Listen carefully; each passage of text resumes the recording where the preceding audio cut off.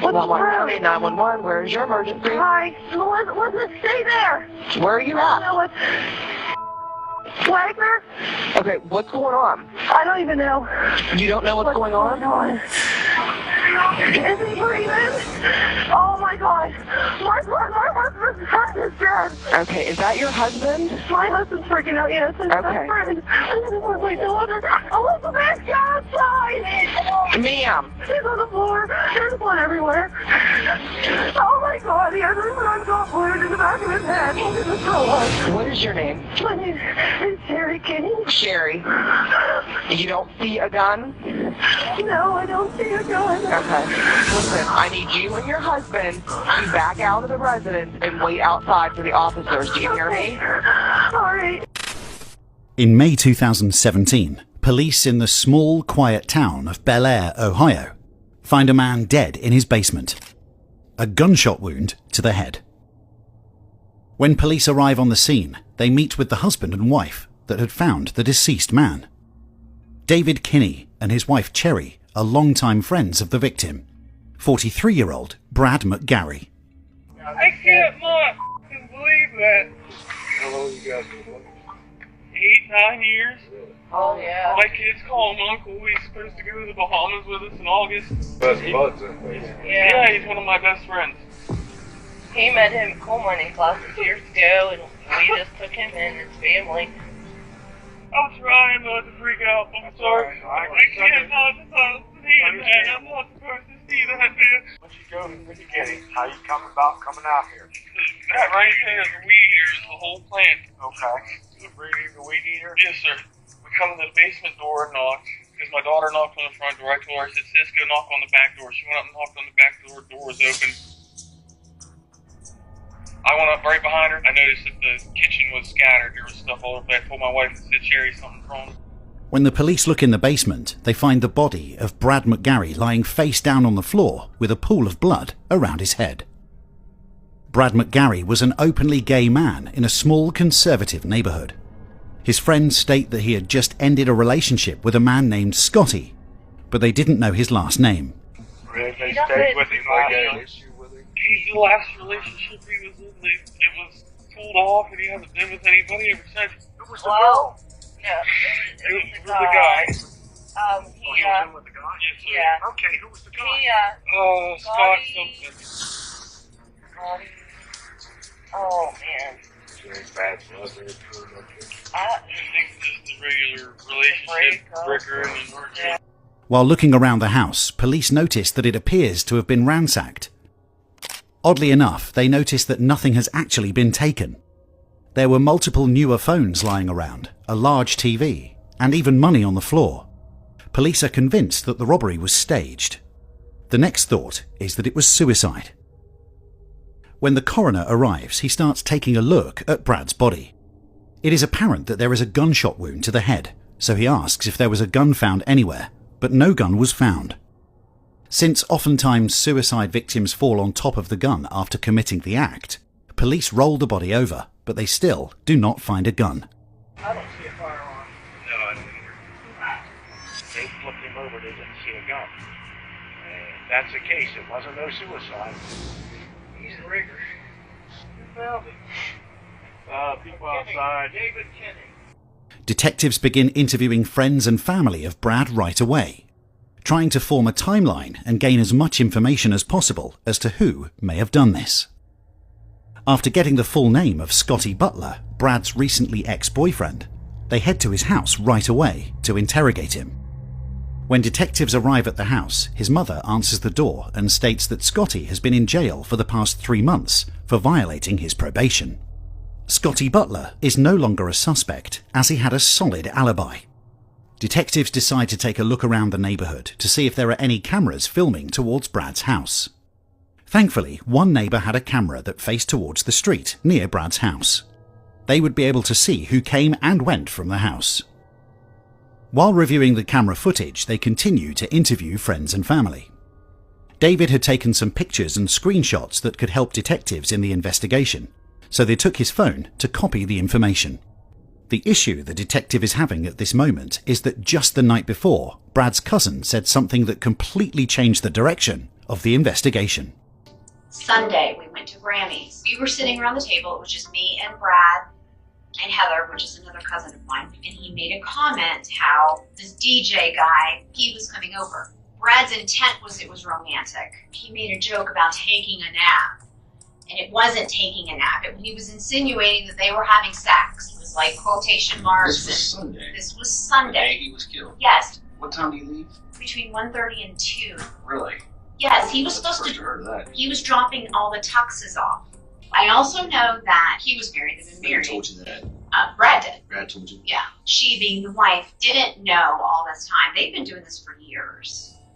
From what I understand, the two of them, Brad and DJ, kind of, I don't know if they laid low or they completely broke up. I guess they call him DJ or David Kenny. Really? Yes. It's the only guy. I knew that. Because it's the only guy he's ever told me about. It's the guy. That's him. The guy. That's him. The detectives made David believe they took his phone for the pictures he had, but the truth was they were tracking where his phone was when Brad was murdered, as well as finding proof that him and Brad had a relationship beyond friends. When they took a look at his phone, even though he has deleted everything, they are able to see the text messages between David and Brad. Evidence shows that they were in fact in a sexual relationship. They review the phone history and find that David's phone was directly at Brad's house at the time of the murder. They also discover, while reviewing the neighbour's CCTV footage, that David had driven to Brad's right before the murder in his wife's car, then left 40 minutes later. David would then appear again hours later in his truck with his family, delivering the weed eater Brad supposedly wanted to borrow. Police know that David was there when Brad was killed. Now they need to work to get the truth out of David. Where's your phone putting you at Brad's house the time he got killed? It's past 3. I was not there when Brad was killed. You were at his house. Yes, sir. I'm the murderer. You were Oh, there. God. You know exactly when he was killed. Yes, sir, I know. You were there when he was killed. No, sir, I was not at his house when that man was murdered. Sir, I can't. This is the guy who gets people in trouble. Oh, my God, I know. We're gonna lose everything. Lose your wife, lose your kids. Okay? This don't have to be the end of your life. Got a chance to come clean. Come damn shit. Look at me. Look at me. We're past there. It's okay. We'll do this together. Tell me what happened. He sure will. He had another guy with him. I don't know who he was. I don't know his name. I swear on everything.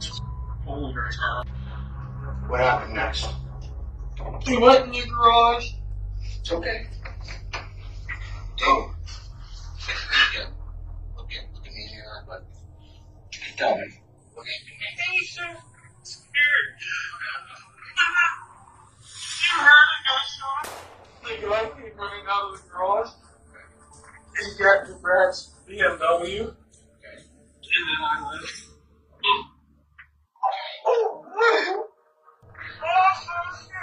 There's a couple things you need to know. Brad's front seat in the Beamer was full of stuff that he brought him away. Yes, sir. He didn't have a passenger. Sir, that guy went back into the BMW. Doing this job for many years, the detective knows that people subconsciously hide their face when lying, especially from police. The police also know that Brad's SUV was still at the house and had not left since Brad was killed, so this version of David's story is a lie. We got to the house. I'm telling you the God's truth of life. There was another man there. I swear to you, God, to you, I do not know his name. I do not know his name. We did kind of have a little bit of an argument.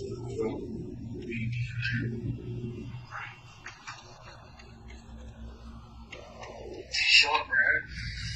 You? Yes, sir. And he was going to shoot me. But I got scared. I didn't know what to do. And then I left. Oh. Okay. It's okay. He knew what I looked like. My vehicle was there. I did not know what to do. What kind of gun was it? I have no clue. Why did you call the cops? Why did you do this elaborate story? Why did you put your own daughter in that basement with that body? You did that. Yes, sir. And you knew he was down there. So damn it, quit screwing your family. Sir, Tell me what happened. I did not kill him. You knew Brad was dead, and you brought your I daughter. did not know he was dead.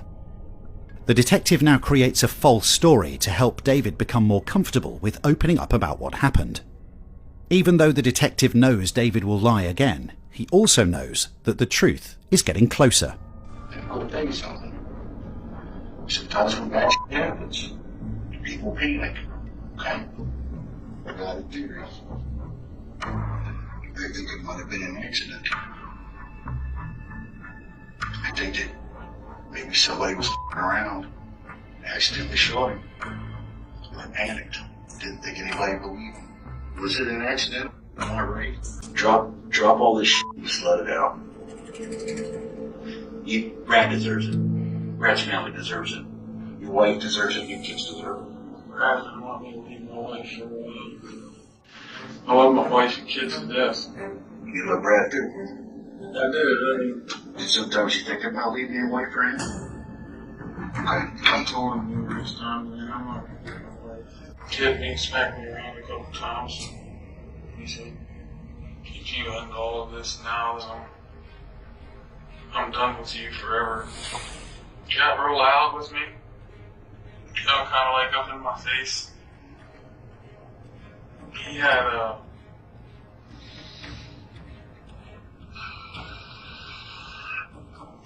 those little derringers. cross the line, man. Stop. Look at me. Let it go. Tell me what happened next. He had it in his hand. Just kind of like waving it at me, you know what I mean? Okay. Telling me, you know, you're I'm tired of you. I can't believe you my emotions this long just to call it quits. He kept waving it at me, so I grabbed it. Okay. What happened after you grabbed it? I pushed him. Okay. And what happened? I saw him. After this statement, David stops talking and asks for a lawyer, and even though he says he shot Brad, he will go to court pleading not guilty. In February 2018, David was convicted of aggravated murder with a gun specification. If this man was able to do an assassin's job to someone he loved and his best friend, what could he do to his enemy or someone who opposed him? Kinney, for his part, did offer a brief apology in court, although he made neither an admission nor did he offer an explanation.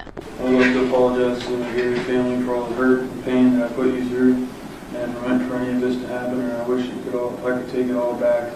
I know all the apologies in the world will never bring him back, but I want you to know I truly am sorry for it all.